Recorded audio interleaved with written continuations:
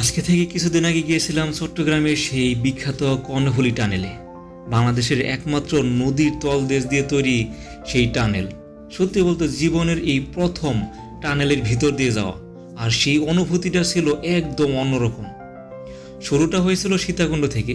অফিসের একটা গাড়িতে করে রওনা দিলাম চট্টগ্রাম শহরের দিকে।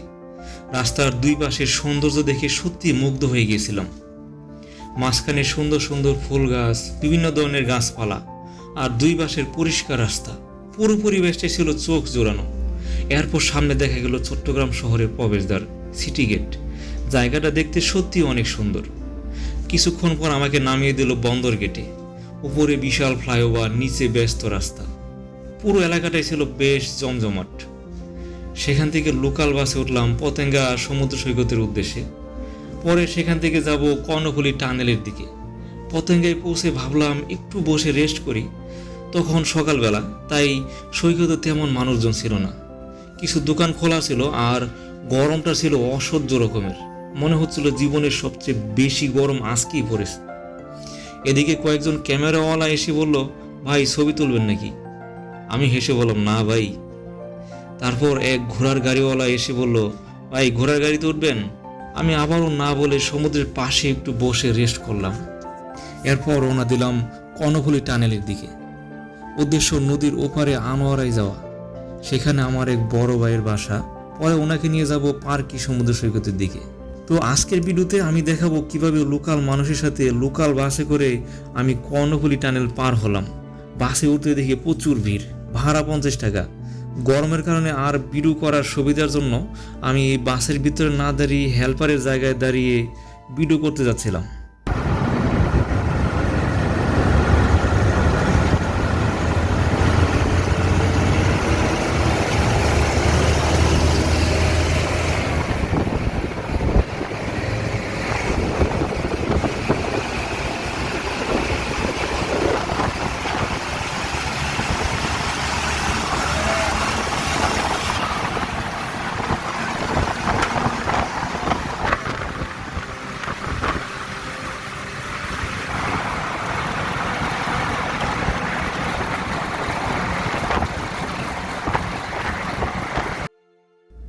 অবশেষে ঢুকে পড়লাম স্বপ্নের সেই কর্ণফুলী টানেলের ভিতরে।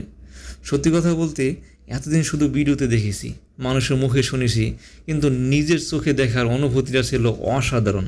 মনে হচ্ছিল একটা স্বপ্ন পূরণ হয়ে গেল। টানেলের ভিতরে হালকা অন্ধকার, ছোটো ছোটো লাইট জ্বলছিল, আর গাড়িগুলো দ্রুত চলে যাচ্ছিল। পুরো পরিবেশটাই ছিল একদম বিদেশি একটা ফিল।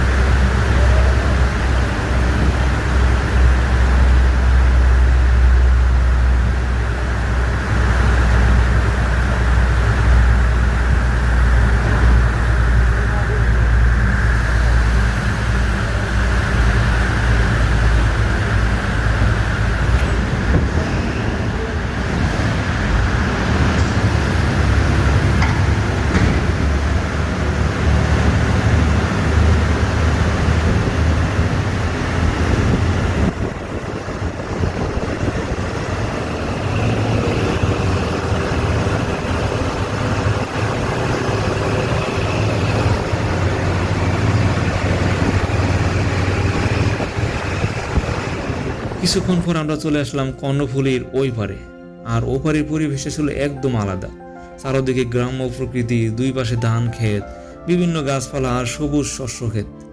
পুরো জায়গাটা দেখতে একদম শান্ত আর সুন্দর লাগছিল।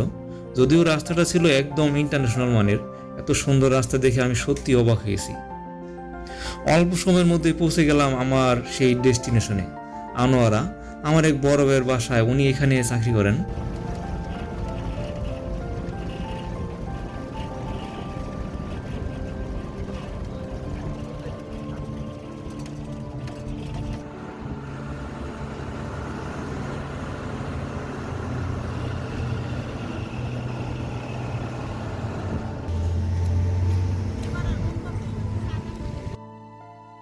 তো আজকের ভিডিও এই পর্যন্তই।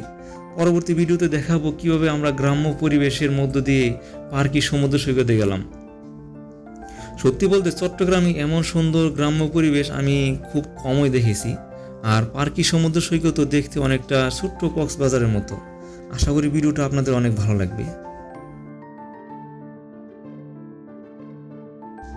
তো আজকের এই ভিডিওটি যদি ভালো লাগে অবশ্যই চ্যানেলটি সাবস্ক্রাইব করে আর এই ভিডিওটিতে একটি লাইক দিয়ে পাশে থাকবেন।